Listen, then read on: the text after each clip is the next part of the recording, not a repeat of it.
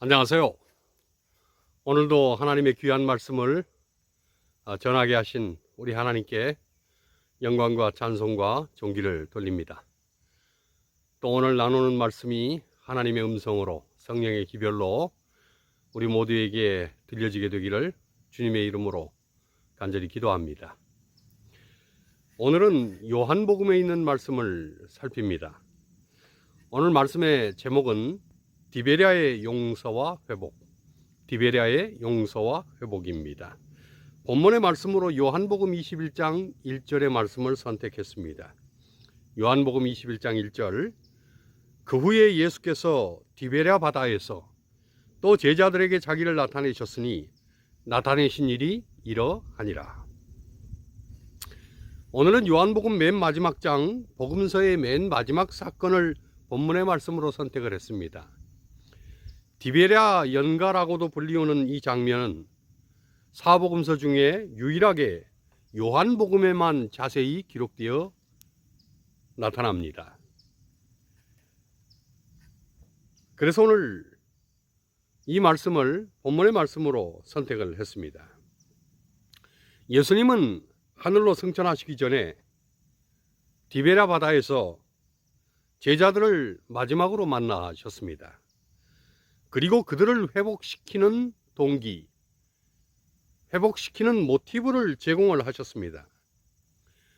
사실 베드로를 비롯한 제자들은 부활하신 주님을 이미 직접 만났었습니다.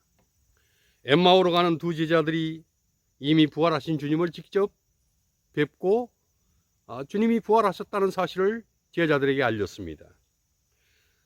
또한 여드레가 지났을 때에 제자들이 모여있는 그곳에 주님께서 오셔서 그 중에 의심이 가장 많던 도마에게 옆구리에 찔린 창자국과 손에 박힌 못자국을 확인시켜 주시면서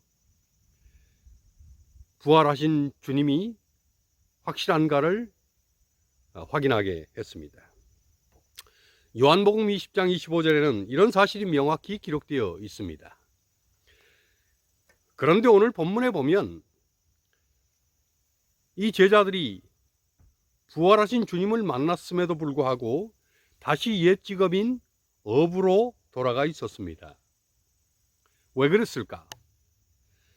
주님의 부활은 확실했지만 자신들이 주님 앞에 보였던 그 비겁함이 더 이상 주님의 얼굴을 볼 수 없게 되었다는 자책감으로 남겨져 있었습니다. 사실 예수님께서 십자가를 지시고 돌아가시는 그 과정 속에서 제자들이 취했던 모습과 행동은 너무나 비겁하고 너무나 졸렬했습니다.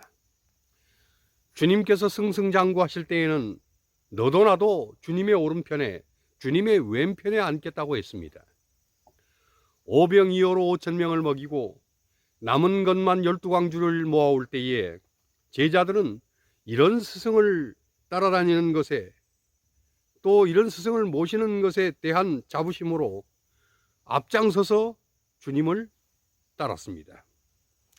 병을 고치시고 이적도 행하시고 많은 무리들 앞에서 힘있게 강론하시는 주님을 볼 때에 제자들은 덩달아 어깨가 으쓱해졌습니다. 그런데 정작 주님께서 십자가를 지시기 위해서 가야바의 법정으로, 총독 빌라다의 법정으로 끌려다니실 때에 제자들은 하나같이 몸을 사리고 몸을 숨겼습니다. 주님과 관계없는 것처럼 멀찍이 서서 구경꾼 중에 하나인 것처럼 가장하고 주님을 애써 외면하려 했습니다. 심지어 베드로는 예수님의 제자가 아니더냐라는 질문에 아니라고 부인하다 못해 세 번째는 예수님을 저주하며 부인까지 해버렸습니다. 그러다가 닭이 울고 밤새워 채찍질을 당하시고 온몸이 피투성이가 되신 주님과 눈이 마주치게 됐을 때에 베드로는 가야바의 법정에서 소스라치게 놀라면서 겟세마네로 뛰어가 통곡하며 오열을 했습니다. 정말 제자들은 비겁했고 치사했고 졸렬했습니다. 그러니 주님께서 부활하셨다고 해도 그 주님을 배울 낯도 없고 체면도 없고 위신도 없었습니다.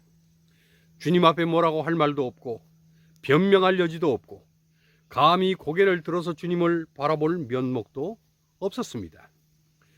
적어도 3년 반 이상을 동고동락했다면, 그리고 함께 한솥밥을 먹고 그렇게 지냈다면 인간적으로도 예수님에 대하여 그렇게 하는 것은 아닌 것입니다. 그러나 제자들은 자신들이 다칠까 봐 애써서 주님을 외면하고 주님에 대해서는 나 몰라라 했던 것입니다. 그런데 그런 자책감, 실망감, 고개도 들 수 없는 창피함이 그들의 마음을 억압하는 그런 가운데에 그들은 다시 옛 직업인 업으로 돌아가 버렸습니다. 그런데 그런 창피함에 휩싸인 베드로와 제자들을 예수님은 다시 찾아가셨습니다. 그리고 그들을 다시 부르시고 다시 만나셨습니다.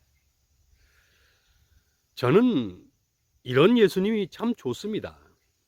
정말로 좋습니다. 실패의 자리, 절망의 자리, 송구함의 자리, 도저히 고개도 들 수 없는 죄책의 자리, 주님별 면목도 없는 쥐구멍까지도 찾아오시는 그런 주님의 따뜻함, 주님의 한없는 자비하심, 이것이 정말로 좋은 것입니다. 우리 역시 때로 반복된 실패와 반복된 죄악과 반복된 결함 때문에 주님께 나아갈 수 없다는 생각을 할 때가 많습니다. 그러나 그때가 사실은 주님께 나아가야 할 적기입니다. 왜냐하면 주님은 우리를 그 자리까지 찾아오시는 분이시기 때문입니다. 주님께서 우리를 외면하시거나 회피하시거나 거절하시는 그런 자리는 존재하지 않습니다. 주님은 갈릴리로 돌아가 다시 어부가 된 제자들을 찾아가셨습니다. 사실 이곳은 베드로와 안드레, 요한과 야고보가 처음으로 예수님을 만났던 첫 회심의 장소였습니다. 부활하신 주님께서는 베드로를 비롯한 제자들에게 세 가지의 의미 있는 말씀과 행동을 보여주셨습니다. 이 디베라에서 다시 보여주신 주님의 이 세 가지 행동, 그리고 그분의 말씀은 제자들의 마음속에 깊이 담겨져 있던 지나간 시간들의 추억의 재료들이었습니다. 주님은 제자들의 자존심을 건드리지 않으시고 사랑으로 감싸주시면서 그들을 회복과 치유와 용서와 은혜의 자리로 이끄셨습니다. 제자들을 격려하시고 새롭게 용기를 내도록 이끄신 것입니다. 디베랴 바닷가에서 주님께서 보이신 세 가지 회복의 동기, 회복의 모티브가 있었습니다. 첫 번째는 그물 모티브였습니다. 부활하신 주님께서 밤새 그물을 던졌지만 아무것도 잡지 못한 채 빈배로 돌아오던 그 새벽녘에 그 디베랴 바닷가에서 제자들을 만났습니다. 새벽의 안개가 자욱한 통에 제자들은 예수신지 알아보지를 못했습니다. 예수님은 바닷가에 서시고 제자들에게 말을 건네셨습니다. 요한복음 21장 5절에 얘들아 너희에게 고기가 있느냐고 하셨습니다. 제자들은 밤새 헛당만 쳤노라고 잡은 고기가 하나도 없노라고 했습니다. 주님은 그물을 배 오른편에 던져라. 그러면 얻으리라고 하셨습니다. 제자들은 설마하는 심정으로 그물을 던졌습니다. 그런데 고기가 많아 그물을 들 수가 없게 되었습니다. 그 순간 요한이 베드로에게 주님이시다 라고 소리를 쳤습니다. 베드로는 엉겁결에 옷을 두른 채로 바다로 뛰어들었습니다. 누가복음 5장에 보면 베드로와 안드레, 요한과 야고보가 예수님을 처음 만났던 사건이 기록되어 있습니다. 그런데 그날도 이들은 고기를 잡지를 못했습니다. 한 마리도 잡지 못한 채 바닷가에서 그물을 싣고 있었습니다. 오늘은 어쩔 수 없이 허탕인 채로 빈 그물을 싣고 그리고 작업을 종료하려는 것입니다. 그때 주님께서 오셨습니다. 그리고는 베드로의 배에 훌쩍 오르시며 깊은 데로 가서 그물을 다시 한 번만 던져보라고 하셨습니다. 베드로는 밤이 맞도록 얻은 게 없지만 그 말을 믿고 한번 던져보겠다고 했습니다. 그런데 고기가 얼마나 많이 걸렸는지 그물이 찢어질 듯 했습니다. 베드로는 요한의 배까지 불러서 두 배가 가득하도록 고기를 채우니 배가 바다에 잠길 지경이 되었다고 했습니다. 그때의 베드로는 예수님의 무릎 아래 엎드려서 나는 죄인이라고 고백했다고 누가복음 5장 8절은 기록을 합니다. 그러자 예수님은 베드로에게 이제부터는 네가 사람을 취하리라고 하시고 그 시로 베드로는 예수님의 제자가 되었습니다. 예수님은 십자가의 주님을 부인하고 다시 갈릴리로 돌아간 베드로에게 처음 만났을 때의 그때처럼 그물을 다시 한 번만 던져보라고 하셨습니다. 이 명령은 베드로가 처음 주님을 만났던 그날의 회심을 기억나게 하시기 위함이셨습니다. 이 그물 모티브, 이 그물 사건은 베드로와 제자들에게는 결코 잊을 수 없는 기억이었습니다. 주님께서는 이 그물 모티브를 통해서 한번 주님을 따르기로 결정했다면 다시 세상으로 돌아가는 것은 어리석은 일이라는 것을 말없이 설명하신 것입니다. 어떤 실패가 있고 어떤 잘못이 있고 어떤 허물이 있어도 한 번 제자는 영원한 제자라는 것입니다. 주님은 결코 버리시지도 포기하시지도 않으신다는 것입니다. 우리가 기어이 주님을 떠나고자 하지만 않으면 주님은 끝까지 우리를 떠나지 않으시는 것입니다. 오히려 끝까지 찾아오셔서 치유하시고 회복시키시고 용기를 주시는 것입니다. 다시 일으켜 세우시는 것입니다. 주님께서는 베드로와 제자들에게 처음 만났을 때의 그 첫 회심의 그물을 떠오르게 하시고 사람 낚는 업으로 재출발하도록 부르심의 그물로 다시 그들을 끌어올리셨습니다. 두 번째는 숯불 모티브였습니다. 그물을 끌어올리고 바닷가로 올라온 제자들 앞에 주님은 조반을 마련해 놓으셨습니다. 숯불을 피워 놓으시고 그 위에 떡을 굽고 계셨습니다. 그리고 지금 잡은 생선을 좀 가져오라고 하셨습니다. 베드로는 가서 그물을 끌어올리고는 주님을 뵐 면목이 없어서 주저앉아 일일이 고기를 세고 있었습니다. 성경에는 큰 물고기들이 153마리나 걸렸는데 그물이 찢어지지 않았다고, 이것은 기적이라고 하는 사실을 은연중에 기록하고 있습니다. 그때 주님께서 한 제자가 가져다 준 생선도 굽고 떡도 구워서 조반을 먹자고 했습니다. 그런데 베드로는 도저히 조반을 먹을 엄두가 나지를 않았습니다. 주님 앞에 피워져 있는 숯불이 마음에 걸린 것입니다. 예수님께서 붙잡히시던 날 그 밤에 베드로는 멀리서 주님을 뒤따랐습니다. 예수님께서 대제사장 집으로 끌려가신 후에 베드로는 그 집 마당에서 서성거리다가 하솔들이 피워놓은 불 주변에 함께 있게 되었습니다. 그때에 한 여종이 숯불을 쬐던 베드로를 예수님과 함께 있던 자라고 고발을 했습니다. 베드로는 얼떨결에 자신은 전혀 모르는 일이라고 예수님을 부인하고 그리고는 사람들과 눈이 마주칠세라 숯불만 쳐다보고 있었습니다. 그런데 또 한 차례 이자는 그 당이라고 한 하석이 말을 했습니다. 이번에도 베드로는 아니라고 했습니다. 그리고는 여전히 숯불만을 쳐다보고 있었습니다. 그러다가 베드로에게 귀를 베인 말고라고 하는 종의 일가가 베드로를 알아보았습니다. 그리고는 베드로, 네가 예수와 동산에 함께 있는 것을 보았다고 했습니다. 도저히 부인할 수 없는 그런 사실을 적시를 한 것입니다. 하지만 베드로는 세 번째 저주까지 하면서 나는 너희가 말하는 이 사람을 알지 못한다고 했습니다. 그때 닭이 울고 베드로의 눈앞에서는 숯불이 벌겋게 타닥거리며 타오르고 있었습니다. 요한복음 18장 18절은 그때가 추운 고로 종과 하속들이 숯불을 피워놓고 서서 쬐니 베드로도 함께 서서 쬐더라고 했습니다.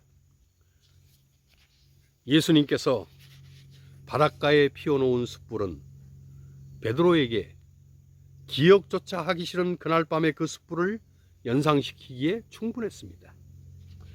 숯불에서 손을 쬐던 그날 밤은 베드로에게 악몽과 같았던 비참한 실패의 현장이었습니다.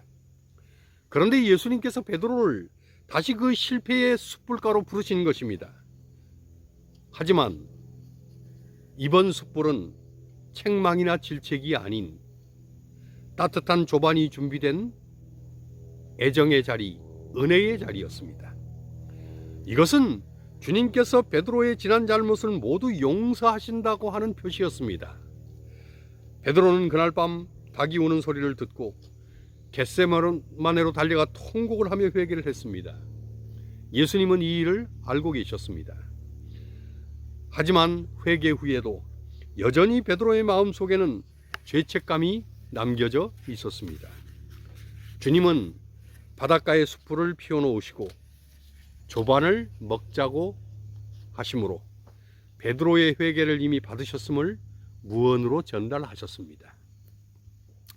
이것은 주님의 사랑이요, 은혜요, 용서요, 배려였습니다.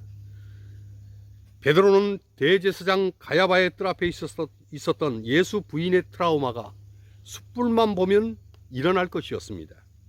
그러나 주님은 아침 식탁의 애정어린 숯불로 베드로의 트라우마를 완전히 치유하시고 용서로서 베드로를 껴안으신 것입니다.